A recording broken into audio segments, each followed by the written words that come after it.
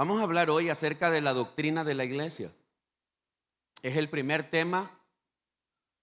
Vamos a estar hablando por varios domingos sobre este tema. La Biblia, la palabra de Dios, nos revela varias metáforas, imágenes, figuras sobre la iglesia.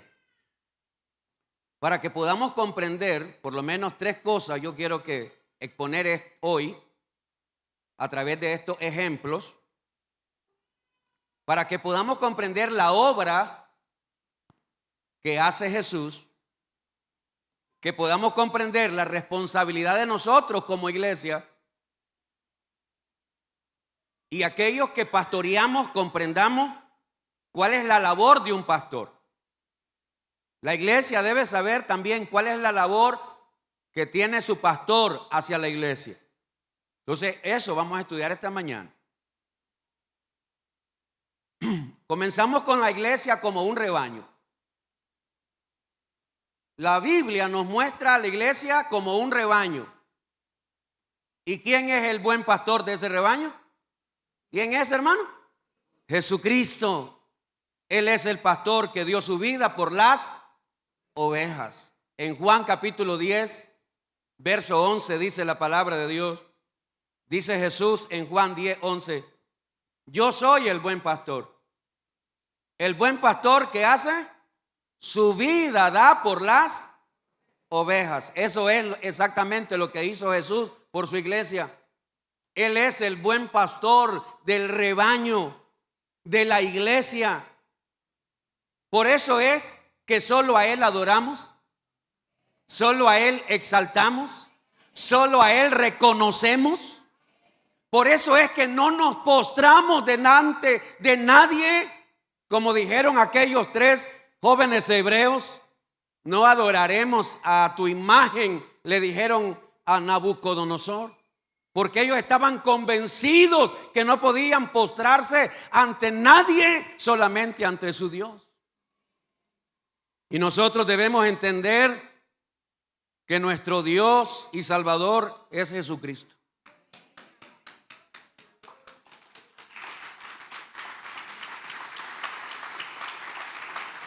Y que no debemos dar la gloria a nadie más que a Él. Él es nuestro buen pastor. Él es el que dio su vida. Él es el que derramó su sangre.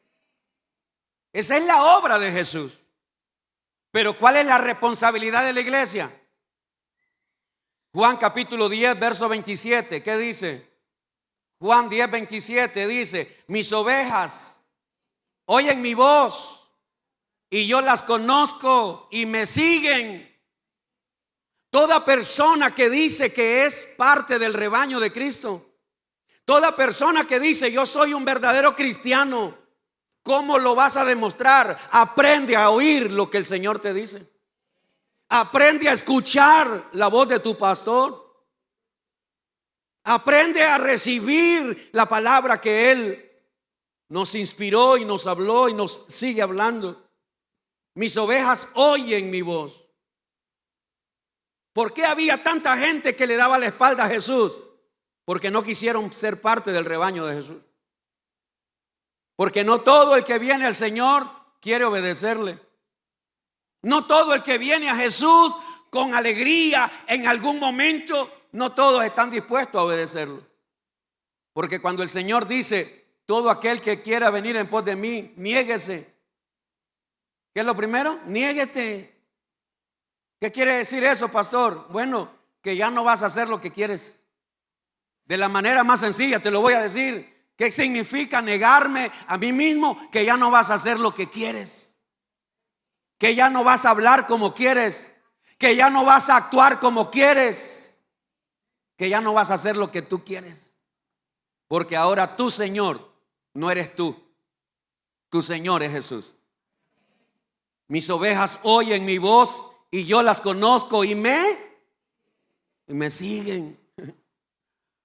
Ustedes saben que allá en Juan capítulo 6, cuando Jesús le habla a la multitud y les habla de que hay que seguirlo, que hay que cargar la cruz, que aquel que no come mi carne, aquel que no bebe mi sangre, aquel que no está dispuesto, dice Jesús, a hacer la voluntad del Padre. Y después que Jesús dio ese tremendo mensaje, la mayoría de la gente, ¿qué fue lo que hizo? Se fue. La mayoría de la gente lo que hizo fue darle la espalda a Jesús. Yo le llamo el sello de la bestia. Juan 6:66. Porque ahí están los 3:6, 6:6:6. Porque en Juan capítulo 6, verso 66, es donde dice que los discípulos le dieron la espalda a Jesús. Toda persona que le da la espalda al Señor, no voy a decirlo para que nadie se ofenda, pero llega a hacer lo que ya le dije. Porque sin Jesús, hermano, ¿qué tenemos? Nada. Hay gente que quiere caminar sin Jesús y lo que quiere seguir es una religión. La gente que sigue religión no tiene nada. Mis ovejas oyen mi voz y yo las conozco y me siguen. Entonces ahí está la labor de Jesús. Ahí está la obra de Jesús. Él dio su vida. Ahora, ¿cuál es mi responsabilidad como miembro de la iglesia? Oír la palabra del Señor y seguirlo a Él. Seguir a Jesús. No seguir una iglesia. Usted no sigue una iglesia, usted sigue a Jesús. No seguir a un hombre en la tierra, no, seguimos a Jesús. Ahora, ¿cuál es la labor mía como pastor? ¿Cuál es el trabajo que el Señor me ha asignado a mí? Hechos 20:28 dice, Hechos 20:28, por tanto mirad por vosotros y por todo el rebaño en que el Espíritu Santo os ha puesto por obispos. ¿Para qué? Para apacentar, alimentar, cuidar, pastorear la iglesia ¿de quién es la iglesia? Del Señor. Ojalá que todos los pastores entendiéramos eso. Que los pastores entendiéramos que la iglesia no es nuestra. Que los miembros no son del pastor. Que la iglesia es de Cristo. Para apacentar la iglesia del Señor, la cual Él ganó por su propia sangre. Ahí está. El sacrificio de Jesús fue el que nos compró. El trabajo mío como pastor es ayudarle a usted a través de la palabra, a través de la oración, a través del consejo, a través del cuidado que Dios me ha puesto a darle a usted. A través de eso estoy haciendo mi trabajo de cuidarlos y pastorearlos a ustedes. Número 2, la iglesia como un cuerpo. La Biblia nos habla que la iglesia es como un cuerpo. Y en el libro de Efesios, o en la carta a Efesios capítulo 5, verso 23 al 25, dice la palabra de Dios. Porque el marido es cabeza de la mujer, así como Cristo es cabeza de la iglesia, la cual es su cuerpo, y Él es su Salvador. Así que como la iglesia está sujeta a Cristo, así también las casadas lo estén a su marido en todo. Maridos, amad a vuestras mujeres, así como Cristo, ¿qué hizo? Amó a la iglesia. ¿Y qué hizo? Y se entregó a sí mismo por ella. Aquí está la obra que Jesús hizo por la iglesia. Jesucristo es la cabeza de la iglesia, mis hermanos. En otras palabras, el Señor es el que gobierna su iglesia.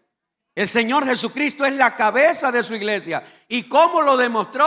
Amándolo y entregándose por ella.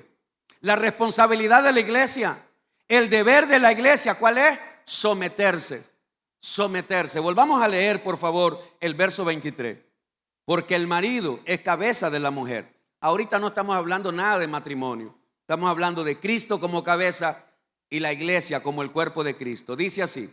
Porque el marido es cabeza de la mujer, así como Cristo es cabeza de la iglesia, la cual es su cuerpo y Él es su Salvador. Verso 24. Así que como la iglesia está ¿qué? ¿Sujeta a quién? ¿A quién está sujeta la iglesia? Ponga atención a eso, hermano.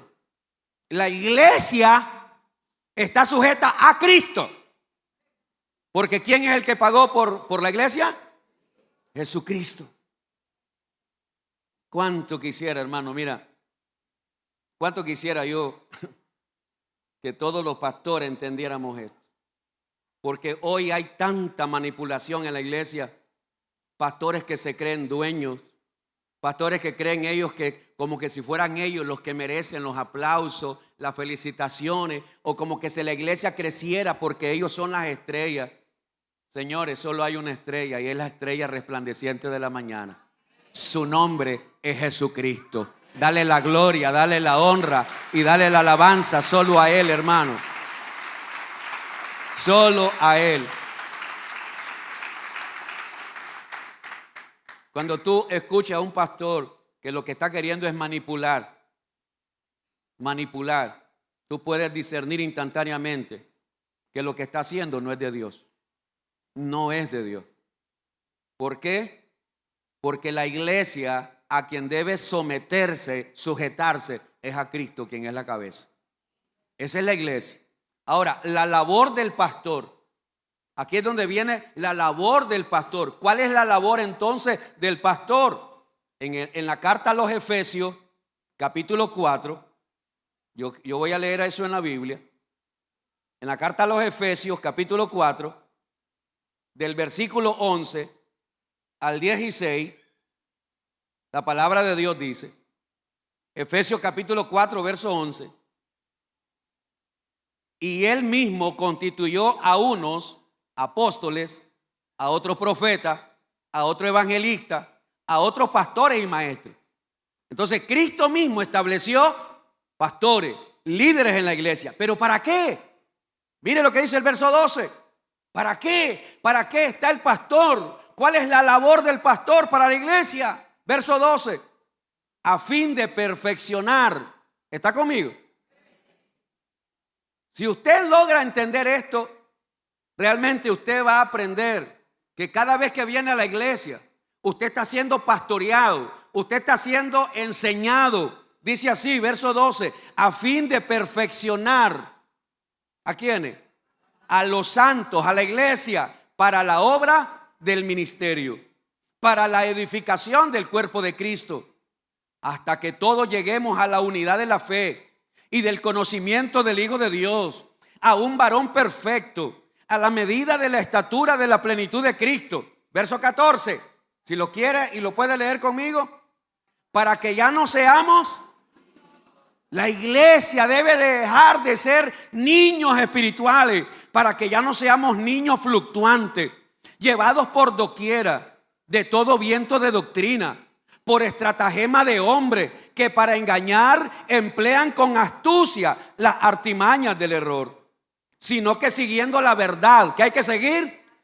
Eso es lo que la iglesia debe seguir. El problema es que hoy la iglesia ha dejado de seguir la verdad para seguir sueños, profecía y un montón de cuentos, sino que siguiendo la verdad en amor, crezcamos en todo, en aquel que es la cabeza, esto es Cristo. Verso 16, léalo conmigo.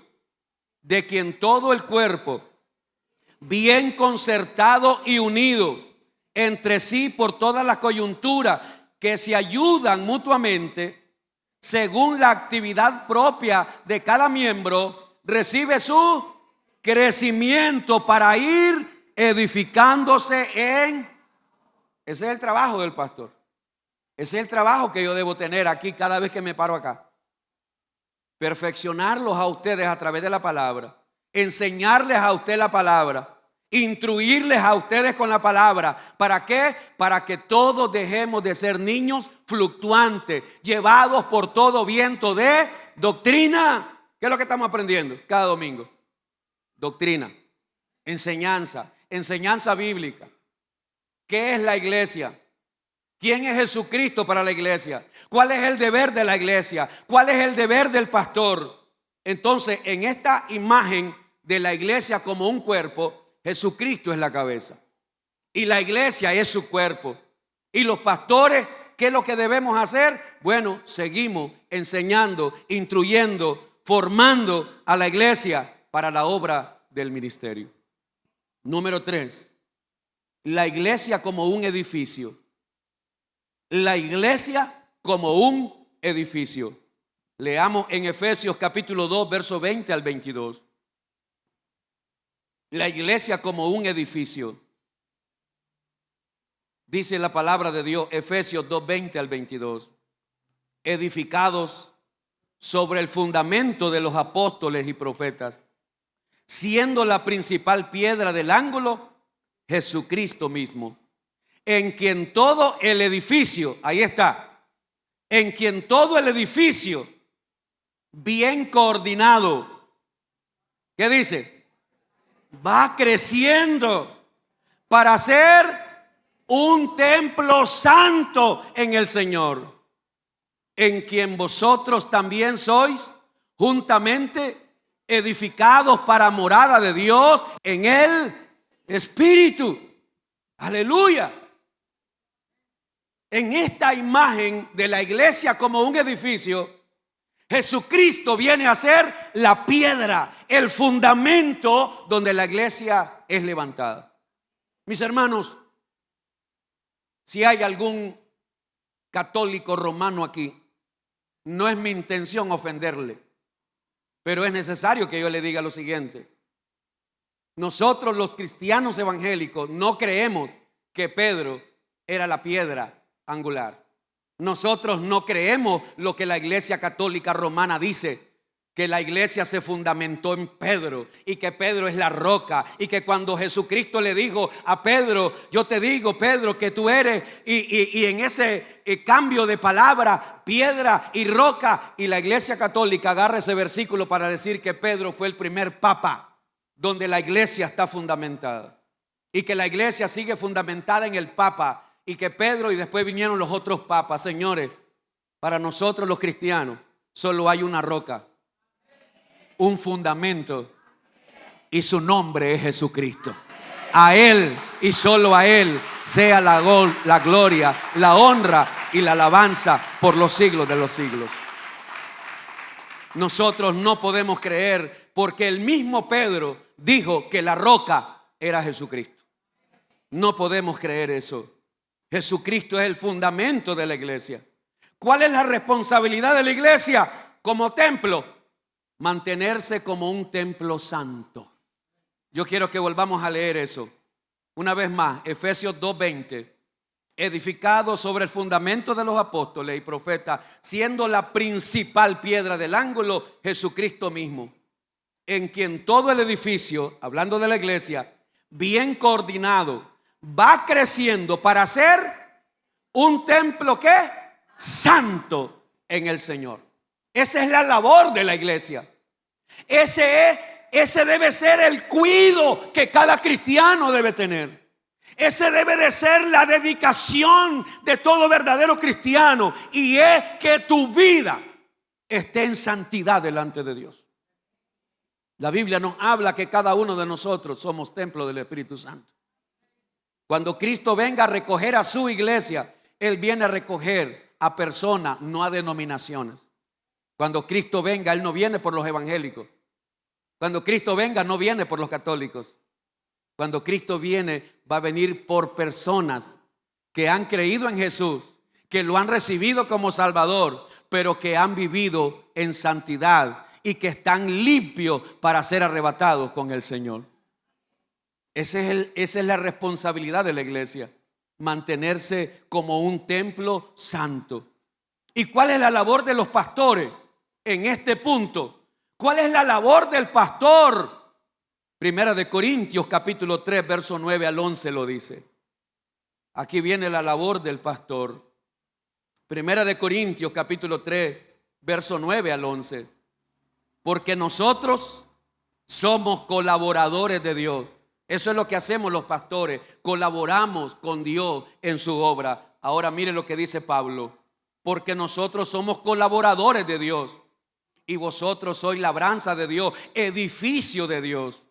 Conforme a la gracia de Dios que me ha sido dada, yo como perito arquitecto puse el fundamento, y otro edifica encima.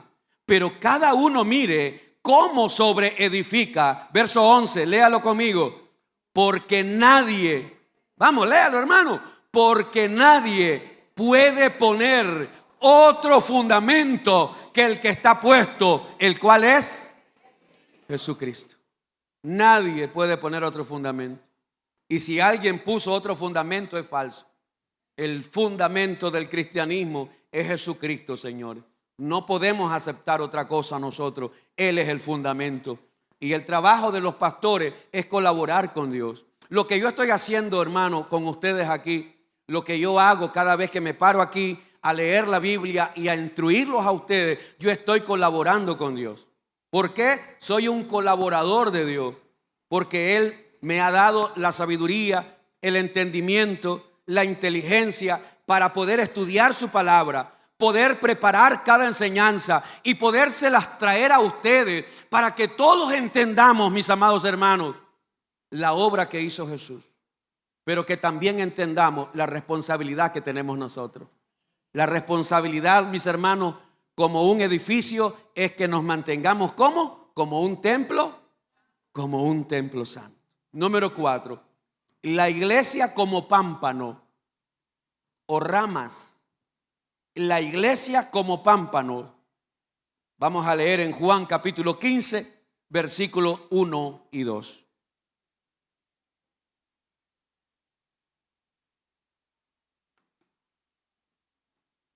Juan capítulo 15, versículo 1 y 2. Yo soy la vid verdadera y mi Padre es el labrador. Todo pámpano que en mí no lleva fruto, lo quitará. Y todo aquel que lleva fruto, ¿qué dice? Lo limpiará para que lleve más fruto. Volvámoslo a leer, hermano. Yo soy la vid verdadera. Esto lo está diciendo Jesús. Yo soy la vid verdadera y mi Padre es el labrador. Todo pámpano, está hablando de personas. Todo pámpano que en mí no lleva fruto, lo quitará. Y todo aquel que lleva fruto, ¿qué hará? Lo limpiará. ¿Para qué? Para que lleve más fruto. Entonces, ¿cuál es la obra de Jesús? ¿Cuál es la obra de Jesús aquí? Sustentar a la iglesia. ¿Y cómo la sustenta? Bueno, cuando el Señor dice, yo soy la vid verdadera, Él está hablando del árbol, de lo que está metido en la tierra, las raíces. Ese árbol, esas raíces están absorbiendo los nutrientes de la tierra para sustentar las ramas. Por eso es que Jesucristo dice que separado de Él, nada podemos hacer. El Señor Jesucristo es el que nos sustenta a nosotros. El Señor es el que nos fortalece a nosotros. El Señor es el que nos llena de su presencia. Todo lo que yo necesito, Él me lo da. Y espero que no me malinterpreta, porque yo no estoy hablando de cosas materiales, estoy hablando de cosas espirituales. Todo lo que yo necesito amor, Él me da amor. Yo necesito paz, Él me da paz. Yo necesito gozo, Él me da gozo. Yo necesito fortaleza, Él es mi fortaleza. Y entonces Jesús, el ministerio, la obra de Jesús es sustentarnos a nosotros. Pero ahora hablemos de nuestra responsabilidad. ¿Cuál es la responsabilidad suya como pámpano, como rama, como miembro de la iglesia? ¿Alguien ya descubrió cuál es la responsabilidad suya? ¿Alguien lo descubrió? Dar fruto. Esa es la labor de la iglesia. Esa es la labor de todo verdadero cristiano. Dar fruto. Ahora, aunque no lo voy a ampliar, porque vamos a llegar a una enseñanza donde vamos a hablar de los diferentes frutos que debe dar un cristiano, pero yo necesito que por lo menos vea esto. Todo pámpano, toda rama, todo cristiano, todo líder, todo miembro que no lleva fruto, ¿qué hará? Entonces la cosa no es tan sencilla como parece. No es cuestión de que, Yo aquí estoy cristiano de hace 20 años. ¿Y tus frutos, hermano? ¿Dónde están tus frutos?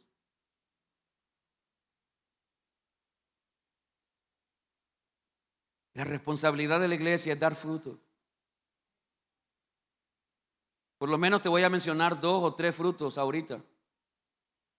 El primer fruto que debe dar todo cristiano es el fruto de arrepentimiento. Si no comenzás con ese fruto, los demás, mentira, no van a llegar. Si no has dado fruto de arrepentimiento, de un cambio de vida, menos que haya fruto del Espíritu Santo, menos que haya fruto de alma, menos que haya fruto de, todos los frutos que la Biblia menciona. El primer fruto que todo cristiano debe dar y producir es fruto de arrepentimiento. Hay un cambio en la persona. Y hemos hablado bastante sobre eso. Esa es la responsabilidad del cristiano. Ese es el deber del cristiano genuino, dar fruto. Pero cuando alguien se conforma con solo decir, yo voy a la iglesia todos los domingos, todos los martes, los miércoles, y yo soy cristiano. La pregunta que deberíamos de hacernos es, ¿y tus frutos? ¿Qué fue lo que dijo Jesús? Que todo árbol será conocido por su fruto, no por las hojas, ¿no? De hecho, el Señor hasta maldijo un árbol porque solo tenía hojas y no encontró frutos. Fruto de almas. La Biblia habla de fruto de almas. ¿Cuántas almas han venido a Cristo porque tú les hablaste? Porque tú le compartiste. ¿Cuántas personas han conocido a Cristo porque tú fuiste el instrumento? ¿A cuántas personas has podido traer, invitar? ¿Cuánto has invertido? ¿Cuánto dinero has invertido para poder traer a alguien, invitar a alguien, para poderle regalar una Biblia o poderle regalar algo que ayude a esa persona a conocer de Dios? Ya el Señor Jesús hizo su parte. El problema que tenemos la mayoría de cristianos es que esperamos que el Señor siga haciendo lo que a mí me toca. No, Señor. Ya el Señor hizo su parte. Él ya vino, ya dio su vida, ya se entregó, ya derramó su sangre, ya murió por mis pecados. Él ya lo hizo, Él ya hizo todo. Por eso cuando Jesús expiró en la cruz, Él dijo, consumado es. Él terminó su obra. Ahora la terminó en la tierra, aunque en el cielo todavía sigue siendo un intercesor. Pero ahora me toca a mí, le toca a usted. Ahora me toca a mí santificarme. Ahora me toca a mí dar fruto. Ahora me toca a mí hacer mi parte. ¿Y la parte del pastor cuál es? Bueno, cuidar la viña del Señor. Hay muchos ejemplos. Yo le puse allí Lucas 13, del 6 al 9. Eso lo podemos leer en la casita. Lucas capítulo 13, la labor del pastor es cuidar la viña del Señor. La viña es del Señor. Número 5 y último, la iglesia como esposa. La iglesia como esposa. Leemos en Apocalipsis 19, versos 7 y 8. Apocalipsis 19, versos 7 y 8. Gocémonos y alegrémonos y démosle gloria, porque han llegado las bodas del Cordero y su esposa se ha preparado, y a ella se le ha concedido que se vista de lino fino, limpio y resplandeciente, porque el lino fino es las acciones justas de los santos. Gocémonos y alegrémonos y démosle gloria, porque han llegado las bodas del Cordero y su esposa se ha preparado, y a ella se le ha concedido que se vista de lino fino, limpio y resplandeciente, porque el lino fino es las acciones justas de los santos. Ahora viene esa figura de la iglesia como una esposa. ¿Qué es lo que está haciendo Jesús? ¿Qué es lo que ha hecho Jesús? Como esposo, Él ha provisto todos los recursos para su esposa. El Señor Jesucristo nos ha provisto todo lo que necesitamos para prepararnos para un encuentro con Él. Él nos ha dado salvación, nos ha dado gozo, nos ha dado paz, nos ha dado su espíritu, nos ha dado dominio propio. Y si seguimos haciendo la lista de todo lo que nos ha dado el Señor, no tenemos ni una sola excusa para decirle un día que nos presentemos delante del Señor y le digamos: Señor, lo que pasa es que a mí me hizo falta algo para poderte ser fiel. No, Señor. El Señor nos ha provisto todos los recursos. Todo. Nos ha dado su palabra. Nos ha dado su espíritu. Nos ha dado todo. Todo. Su reino no es comida ni bebida. Su reino es justicia, paz y gozo.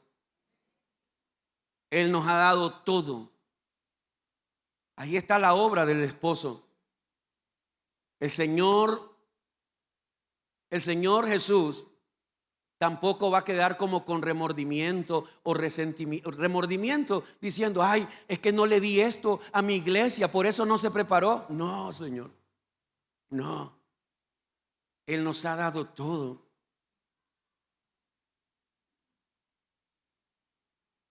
Yo no sé, los que se han casado, los que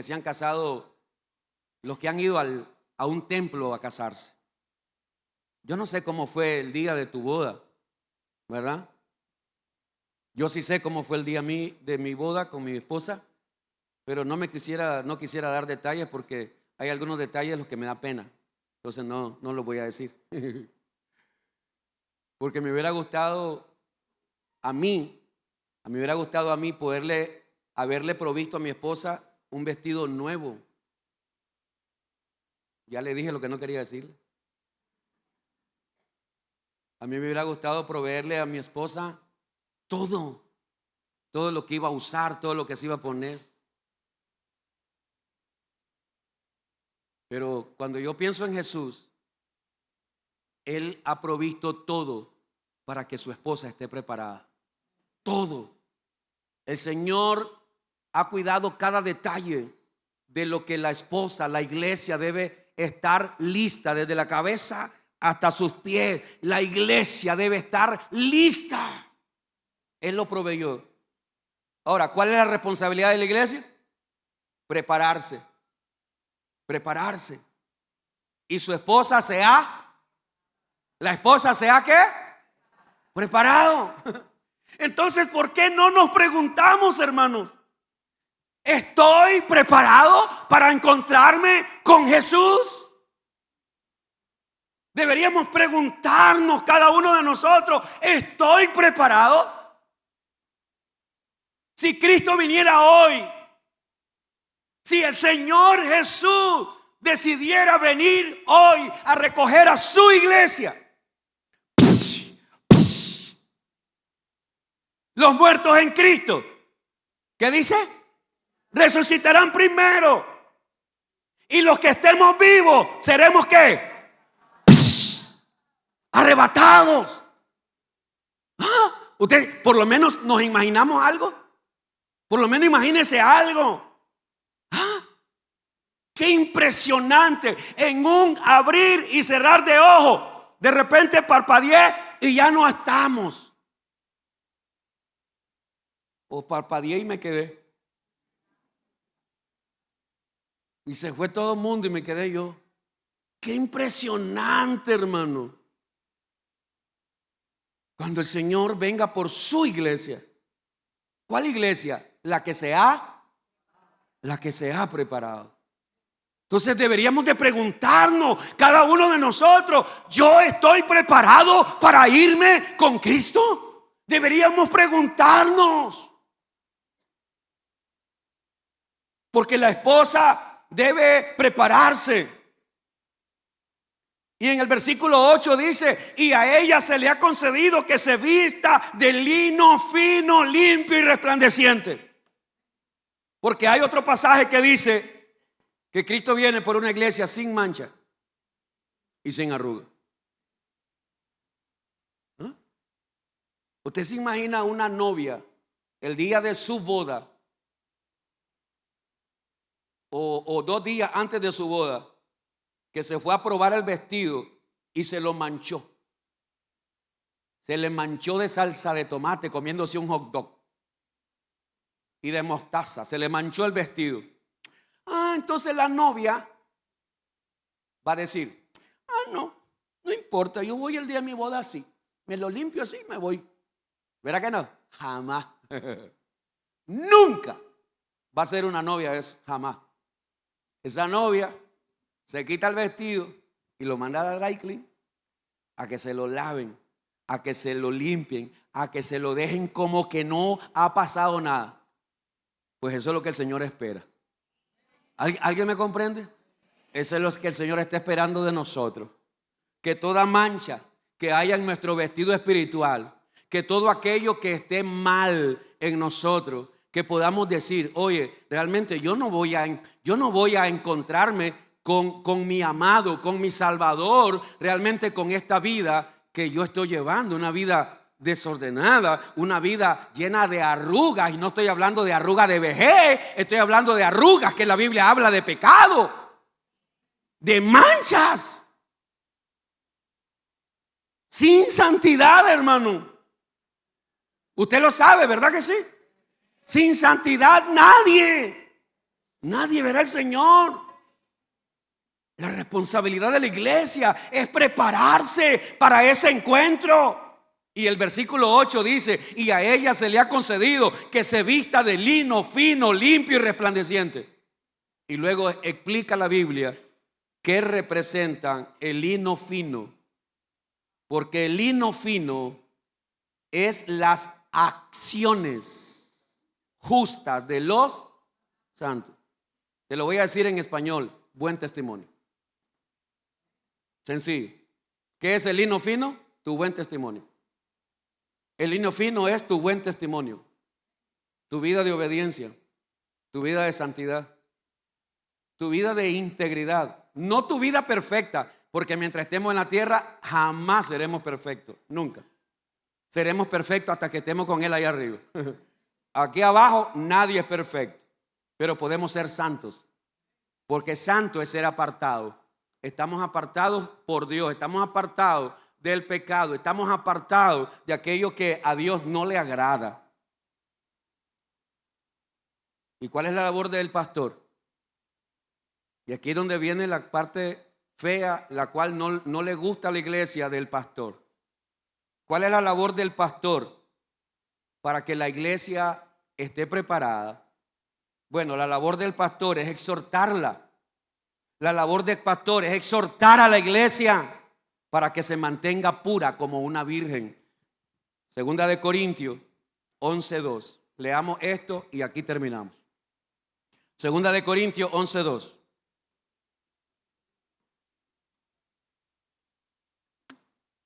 Segunda de Corintios 11:2.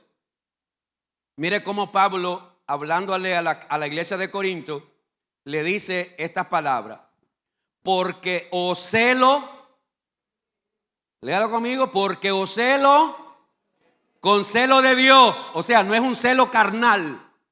Lo que Pablo está diciendo, el celo que yo siento por ustedes no es un celo carnal, porque os celo con celo de Dios, pues os he desposado con un solo esposo. Lea conmigo lo que sigue: para presentaros como a una virgen pura a Cristo. Wow. ¿Usted se imagina? Yo me imagino a Pablo sintiendo ese celo de Dios en su vida, en su corazón. Y por eso es que Pablo le habla fuerte a la iglesia de Corinto. Por eso es que Pablo corrigió a la iglesia de Corinto por todas las cosas que estaban haciendo mal. ¿Pero por qué lo hacía? Porque Pablo quería que aquella iglesia estuviera preparada para el día del encuentro con su Señor. Cuando un miembro de la iglesia se enoja, se molesta, se va de la iglesia porque el pastor solo vive exhortando. Que el pastor solo vive hablando de santidad. Es que el pastor solo vive hablando de adulterio. Es que el pastor solo vive diciendo como que si uno fuera perfecto. Espérate, ¿qué es lo que la Biblia dice? Que hay que ser santo como Él es santo. ¿Ah o no? Pues eso es lo que yo debo predicar. No porque sea mejor que tú, no porque yo tenga mayor santidad que tú. No, Señor, yo también estoy luchando mi batalla. Pero yo estoy aquí para decirle a usted, el Señor espera que su iglesia esté como una virgen pura para el encuentro con su Señor. Pero si esa virgen ya no es pura, y si esa virgen ya lo que anda haciendo es cosas ahí que no debe hacer, a eso se refería Pablo cuando dice: yo los estoy celando. Yo lo que siento es un celo, pero es un celo de Dios. ¿Por qué? Porque yo no quiero que nadie se pierda. Dice Pablo, el apóstol Pablo no deseaba ningún pastor que ame a Dios, ningún pastor que ame la obra de Dios desea que nadie se pierda. ¿Por qué te exhortamos? ¿Por qué te llamamos al arrepentimiento cada vez que vienes al culto? ¿Por qué te decimos, hermano, hermana, si tú andas en pecado, arrepiéntete hoy, no mañana? ¿Por qué? Porque hoy es el día de salvación. Y si tú te mueres en pecado, tú ya sabes, lo perdiste todo. Si te moriste en desobediencia, en rebeldía, si te moriste, hermano, haciendo lo malo, lo perdiste todo. Ese es el celo que debemos sentir los pastores. ¿Para qué? Para que su iglesia se mantenga como una virgen pura para Cristo. Esa es la labor del pastor. Pero claro, son más bonitos los mensajes que se predican por otro lado. Dios te quiere bendecir. No importa cómo andes, no importa cómo vivas, no importa lo que hagas. Y esos son los mensajes que la mayoría de los cristianos quiere oír, porque ya perturba la mente, el oído ya perturba. Hermano, santifícate, hermano, conságrate, hermano, apártate del pecado, hermano, hermana, hermano. ¿Cuándo te vas a apartar del pecado? Eso ofende a la gente. Y la mayoría de la gente hoy prefieren oír cosas como, ya se las dije. Pero aquellos que entendemos que después de la muerte ya no hay oportunidad para nadie, aquellos que entendemos que ya después de la muerte no hay oportunidad para nadie, entendemos que hoy es el día de salvación. Si tú no estás preparado y te mueres, lo pierdes todo. Pero hoy estás aquí y tienes la oportunidad. Por eso te pido hoy que entiendas que debes prepararte como una novia, como una virgen pura, que debe estar vestida de lino fino, limpio y resplandeciente. Señor, en esta mañana he hablado tu palabra, Señor.